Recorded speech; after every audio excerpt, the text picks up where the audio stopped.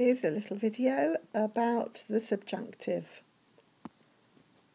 The subjunctive is not used very often these days unless you want to sound very formal.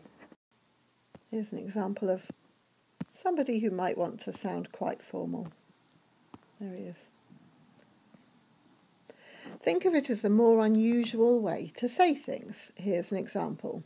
If I were a rich man, I would buy 70 penguins. It would be far more usual to say, if I was a rich man, I would buy 70 penguins. Here's another example. Had I known you detested marshmallows, I would have made you a cake instead. So the had is a subjunctive. A more usual way to say it, a more informal way to say it would be, if I had known you detested marshmallows, I would have made you a cake instead. Final example. I recommend that all Year 6 students be locked in the sports hall cupboard. Be is the subjunctive. I recommend that all Year 6 students are locked in the sports hall is far more usual. So there are those examples again. If I were a rich man, the were is subjunctive. Had I known you detested marshmallows, had is the subjunctive.